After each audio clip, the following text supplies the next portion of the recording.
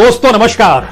अर्थव्यवस्था की लाल बत्ती जल चुकी है। सरकार अपने कानों में रुई ठूस चुकी है, आंखों पर पट्टी बांधे हुए है। लेकिन अर्थव्यवस्था की लाल बत्ती ने अगर महंगाई दर का 24 साल पुराना रिकॉर्ड भी तोड़ दिया है तो इसके असर अब बैंकों पर पड़ रहे हैं, शेयर बाजार पर पड़ रहे हैं। आम आदमी तो पहले से ही त्रस्त था और आंकड़ों से खिलवाड़ करती हुई सरकार को भी अब सूझ नहीं रहा है कि महंगाई दर को कितना कम करे। आंकड़ों के लिहाज से कितना कम कर सकते हैं वो कम कर नहीं पाई। 1998 में 15% पार थोक महंगाई दर थी। आज की तारीख में जब रिपोर्ट आई तो पता चला 15% पार कर चुकी है। 2014 में मनमोहन सिंह के काल में खुदरा महंगाई दर 8% पार की थी और 2 दिन पहले ही खुदरा महंगाई दर ने 8% पार कर दिया। यानी मोदी सरकार अर्थव्यवस्था को लेकर अपने सबसे बुरे काल में जी रही है। लेकिन क्या वाकई उसके पास कोई रास्ता है? क्योंकि LIC जैसी कंपनी जो शेयर बाजार में जब गई, शेयर बाजार में रौनक आ गई। कोई डूबेगा नहीं, इसका पैसा कहीं ना कहीं तो लग ही जाएगा। और सरकार ने भी अपने सीने पर तमगा LIC का ही लगाया। चाहे वो IDBI बैंक डूबे या कोई भी कंपनी डूबती हुई नजर आए तो सरकार उसे उबारने के लिए LIC का पैसा वहां लगा ही देती है। और LIC के शेयर्स की लिस्टिंग में ही LIC के निवेशकों को पहले दिन ही झटका लग जाए। सामान्य तौर पर ऐसा होता नहीं है, लेकिन हुआ है। बैंकों के पास पैसा देने को नहीं है क्या? वो पैसा LIC में क्यों लगाएंगे? वह तो अडानीज को पैसा देंगे जो खुद 2,20,000 करोड़ के कर्ज में डूबे हुए हैं। लेकिन गाहे बगाहे उनसे तो पैसा आ जाएगा। वो सरकार के साथ हैं तो पैसा रोका भी नहीं जाएगा। लेकिन LIC से पैसा कैसे आएगा? इस शेयर बाजार से पैसा कौन निकालेगा? तो बैंकों ने भी क्या हाथ पीछे कर लिए हैं? और ये तमाम परिस्थितियां जिस लाल बत्ती की दिशा में इशारा कर रही है, कहीं वह घबराने वाली स्थिति तो नहीं है। क्योंकि महंगाई के दायरे में धीरे धीरे हर कोई आ रहा है। बैंक आ रहे हैं, शेयर बाजार आ रहे हैं, सारे सामान आ रहे हैं, लोगों की जमा पूंजी आ रही है। और जो निवेशकों ने अपने पेंशन की रकम लगाई LIC के IPO को खरीदने में, जो उन्होंने शेयर्स खरीदे, पहले दिन ही उन्हें 8.5% तक का नुकसान हो गया। तो आने वाले वक्त की स्थिति उज्जवल है या अंधेरे में समाई है, जो भी कहिए। लेकिन आज शुरुआत उस महंगाई दर से जिसने 1998 का रिकॉर्ड के नजदीक आकर खड़ी हो गई है। 1998 में 15.32% महंगाई दर थोक की हुआ करती थी और आज जो रिपोर्ट सरकार की आई उसमें बताया गया 15.08% हो गई है। बरस दर बरस नहीं, महीने दर महीने 1% महंगाई दर अगर बढ़ने लगे, अप्रैल में अगर ये 15%, मार्च में अगर ये 14.5%, फरवरी में अगर ये 13.5%, उससे पहले 11%, इस तरीके से अगर महंगाई बढ़ रही है तो इसका मतलब है कि यकीनन सरकार की आंखों पर पट्टी बंदी है, कानों में जू नहीं रेंग रहा है और उसके पास कोई पॉलिसी नहीं है। और पॉलिसी है तो पॉलिसी पैरालाइसिस कुछ ऐसी है, आज एक नीति कल दूसरी नीति। LIC को लेकर जो वैल्यूएशन किया गया वो इतना कम वैल्यूएशन क्यों किया गया कोई नहीं जानता है, जबकि हर कोई जानता है कि इस LIC के ऊपर 5 करोड़ से शुरुआत की गई थी और इसने अपने इस पूरे उम्र काल में 23 लाख करोड़ रुपए सरकार को यह दे चुकी है। और देश के भीतर में इतनी बड़ी कंपनी आपको कहीं नहीं मिलेगी जिस कंपनी में 1 लाख कर्मचारी काम करते हैं, जिस कंपनी में 12 लाख एजेंट हो और इस देश के 30 करोड़ लोग पॉलिसी धारक हों, 11 लाख करोड़ का वैल्यूएशन हुआ हो। लेकिन इन सब के बीच जब मार्केट कैप हुआ तो पहले दिन ही 50,000 करोड़ का झटका लग गया। क्योंकि मार्केट कैप में 6 लाख करोड़ करके आप शेयर बाजार पहुंचते हैं और वहां पर एनालिसिस होता है कि ये नहीं, ये 5,48,000 करोड़ ही इसका मार्केट कैप है। लिस्टिंग के लिहाज से ये 5वें नंबर पर आ जाती है। इसके आगे इन्फोसिस भी है, HDFC भी है, TCS भी है, रिलायंस इंडस्ट्री भी है, लेकिन यह 5वें नंबर पर है, जो इतनी बड़ी कंपनी, देश में तमाम डूबती हुई कंपनियों को उबारने वाली और पैसे से मदद करने वाली। जो पॉलिसी धारक है उनको पहले दिन झटका लगा। झटका इसलिए क्योंकि उन्होंने जितने में भी शेयर खरीदा उस एक शेयर में प्रति शेयर उनको डिस्काउंट के बाद भी 22 रुपए का नुकसान पहले दिन हो गया। और जो रिटेल और कर्मचारी कि कोटे से जिन्होंने इस आईपीओ में अप्लाई किया था उनको 45 रुपए का डिस्काउंट था और उनको 37 रुपए का नुकसान हो गया प्रति शेयर।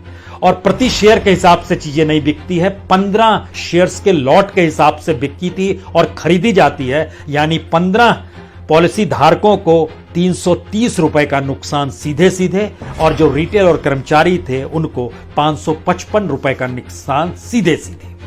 यहां से सबसे बड़ा सवाल यह है, ये कॉन्फिडेंस बाजार का नहीं है, सेंटिमेंट्स जो बाजार के हैं सरकार उसको समझ नहीं पा रही है, टेक ऑफ करने की स्थिति में भी वो नहीं आ पाया, ब्रोकर्स ने रुचि नहीं दिखाई। क्या जानबूझकर एलआईसी को कहीं आने वाले वक्त में निजी हाथों में सौंपने की तैयारी तो नहीं है? और ये एक एनालिसिस है, क्योंकि जैसे ही आपकी कीमत कम हो गई आपके बिजनेस पर असर पड़ेगा और आप तो 10% तक जाने वाले हैं, तो इसके बाद के 6.5% आप कितने में बेचेंगे? वैल्यूएशन क्या और कम होगा? वैल्यूएशन जब और कम होगा तो दूसरा खरीदार खुल तौर पर सामने आएगा। ये सारी परिस्थितियां मौजूदा वक्त में उस अर्थव्यवस्था की लाल बत्ती को दिखा रही है जिस पर से सरकार ने आंख मूंदी हुई है। जो महंगाई है उसके दायरे में ये सब क्यों आ गए और इसके दायरे में क्यों फंसते चले जा रहे हैं? इसके लिए सबसे बेहतरीन चीज इस रूप में समझ लीजिए, महंगाई का सबसे बुरा असर किसी के जरिए पड़ा है तो वह है पेट्रोल और डीजल। आरबीआई खुद मान रही है, आरबीआई तो यह भी कह रही है कि आने वाले वक्त में अभी हम नहीं कह पाएंगे कि आपको राहत रियायत महंगाई से मिलेगी या नहीं मिलेगी, उसने हाथ खड़े कर दिए हैं। पेट्रोल डीजल की वजह युद्ध से जोड़ा जा रहा है, अनाज संकट युद्ध से जोड़ा जा रहा है और इस दौर में शेयर बाजार से खिलवाड़ सरकार ये जानते समझते हुए कर रही है कि सेंटिमेंट्स बाजार के ठीक नहीं है। जो फॉरेन इन्वेस्टर्स हैं उन्होंने एलआईसी पर दांव नहीं लगाया, क्योंकि उनका कहना है ना तो उनको एलआईसी के डॉक्यूमेंट्स दिए गए, ना जो वैल्यूएशन की गई वह ठीक नजर आ रही है, तो ऐसे में वो कैसे इंतजार करेंगे? मैसेज बहुत साफ है कि आप इस अर्थव्यवस्था से खिलवाड़ तो नहीं कर रहे हैं और खिलवाड़ करते करते स्थितियां इतनी नाजुक हो गई, जो आपकी इकोनॉमी के बैरोमीटर्स हैं वही डगमगाने लगे हैं और बैंक भी अपने तौर पर कितना पैसा किसे देगा, वो बोराइंग कम कर देगा, वो पैसा कम लेना शुरू कर देगा। कौन सी स्थिति है? इस बात को इस रूप में समझिए कि एसबीआई की रिसर्च रिपोर्ट और अब आने वाले वक्त में जब वो मॉनेटरी पॉलिसी की बैठक जून और अगस्त में होनी है, तो इस रिसर्च रिपोर्ट में साफ तौर पर बताया गया कि उस जून और अगस्त में इंटरेस्ट रेट बढ़ा सकते हैं, यानी जिन्होंने कर्ज लिया हुआ है उनकी ईएमआई जो है और बढ़ जाएगी, यानी और दुख के दिन आपके और हमारे सामने आने वाले हैं। लेकिन सरकार इस दिशा में नहीं जा रही है। अगला सवाल, क्या वाकई जो पेट्रोल डीजल है उसके अलावे कुछ नहीं? जी नहीं, सबसे बड़ा असर मैन्युफैक्चरिंग प्रोडक्ट्स का भी है, जिसकी महंगाई दर 10% से ज्यादा हो चली है और रिटेल सेक्टर और थोक यानी दोनों को जब मिलाकर चलना शुरू कीजिएगा तो इसको इस बात से समझिए कि जो हम लोग खरीदते हैं सामान उसमें सबसे बड़ा हिस्सेदारी फूड एंड उसके प्रोडक्ट्स की होती है, तकरीबन 45%। और इस 45% को लेकर थोक महंगाई दर जो है वह लगभग 20 से 40% तक की बढ़ोतरी पर है। इसका मतलब है कि अगली बार जब आप सुनेंगे तो पता चलेगा रिटेल सेक्टर में महंगाई दर और बढ़ गई। इसके बाद जब आप थोक महंगाई दर सुनेंगे तो पता चलेगा वह 16% भी पार कर गई। लेकिन इसके असर निचले स्तर पर क्या हो रहे हैं और इस देश के भीतर क्या हो रहे हैं और बैंकों की हालत नाजुक क्यों हो चली है? इस देश में जनता को राहत और रियायत देने के नाम पर आरबीआई हाथ खड़े क्यों कर रहा है और सरकार इकोनॉमी को लेकर चू भी कर पाने की स्थिति में क्यों नहीं आ रही है? मैन्युफैक्चरिंग प्रोडक्ट्स पर महंगाई दर 10.85%, लेकिन फूड प्रोडक्ट्स पर जो महंगाई दर खुदरा में है वो 45% तक है और हाउसिंग में 10%, कपड़े पर 6.5%। जब आप थोक महंगाई दर में जाते हैं तो उसमें 3-4 प्रोडक्ट्स बड़े मायने रखते हैं। एक, मैन्युफैक्चरिंग प्रोडक्ट की हिस्सेदारी सबसे बड़ी होती है, लगभग 60-65% होती है। फूड दूसरे नंबर पर आता है, लगभग 20%। फ्यूल और यानी डीजल और पेट्रोल और इलेक्ट्रिसिटी यह तीसरे नंबर पर आता है, लगभग 15%। ये सभी जो हैं एवरेज के ऊपर है, यानी 15% के ऊपर है इनकी जो बढ़ोतरी हो रही है। असर और कितना भयानक किस रूप में होने वाला है यह सिर्फ उसकी दिशा में इंगित करती हुई चीजें हैं। एसबीआई की रिसर्च रिपोर्ट बहुत साफ तौर पर कहती है कि हमारे पास दूसरा कोई रास्ता नहीं है कि हम इंटरेस्ट रेट ना बढ़ाएं। हमारे पास दूसरा कोई रास्ता नहीं है कि अब हम कर्ज इस रूप में नहीं दे सकते हैं जहां पर जरा सा भी चांस हो कि पैसा लौटेगा नहीं, यानी जहां वाइबल डाइबल स्थिति है वहां पर हम पैसा किसी को नहीं देंगे। तो क्या शेयर बाजार में एलआईसी की लिस्टिंग के दिन भी बैंक पैसा देने को तैयार नहीं है? नहीं है तैयार, ये एक फैक्ट है। उसके बाद आइए कि सामान्य तौर पर जब बड़े आईपीओस की लिस्टिंग होती है तो फर्स्ट डे का परफॉर्मेंस देखा जाता है, और फर्स्ट डे का परफॉर्मेंस में एलआईसी का जिक्र होते ही, जो इतनी बड़ी कंपनी है, आपको कुछ कंपनी के नाम याद होने चाहिए, जैसे कोल इंडिया। कोल इंडिया की पहले दिन जो हुई थी उसमें वह 17.45% ऊपर था, एलआईसी 8.11% नीचे है।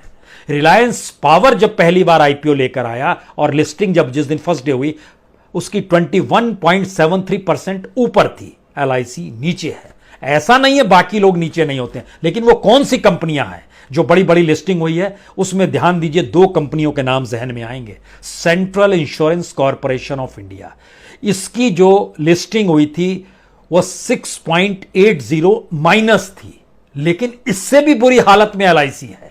सोचिए क्या स्थिति है। और एलआईसी के शेयर जो आज खरीदने वाले थे उसमें एलआईसी की जो सब्सिडरी थी, जो पेंशन वाली एलआईसी की कंपनी है, उनके लोग शेयर खरीद रहे थे। यानी स्थिति कितनी नाजुक है। और दूसरी कंपनी 197 कम्युनिकेशन, इसमें जो लिस्टिंग हुई थी फर्स्ट डे वह 9.07 माइनस में गई थी, यह सबसे मैक्सिमम नीचे गई थी। लेकिन सवाल यह है कि जब एलआईसी के शेयर खरीदे जा रहे थे, 16 करोड़ शेयर थे, सब्सक्राइब 2.9 गुना ज्यादा किए गए, यानी लगभग 47 करोड़ शेयर्स लिए गए। और शेयर खरीदने के बाद अब अगर किसी शेयर वाले से पूछिए क्या करोगे, तो उसका कहना भी 1 महीना इंतजार करेंगे, देखेंगे कि एंकर इन्वेस्टमेंट को लेकर, और जब मार्केट के लिए चीजें खुलती हैं तब क्या होता है। लेकिन मार्केट के सेंटीमेंट्स इजाजत इसलिए नहीं दे रहे हैं क्योंकि सरकार की इकोनॉमी पॉलिसी में इसका कोई रास्ता नहीं है कि आने वाले वक्त में महंगाई कैसे कम होगी। और महंगाई अगर कम नहीं होगी तो हर किसी ने हाथ खड़ा कर दिया है, बैंकों ने भी हाथ खड़ा किया हुआ है कि हम कैसे किस रूप में इंटरेस्ट रेट नहीं बढ़ाएं, हम कैसे किस रूप में पैसा ज्यादा नहीं दें, हम कैसे चीजों को बचा के रखने की स्थिति में आ जाए। ये बैंक कह रहे हैं, आरबीआई कह रहा है।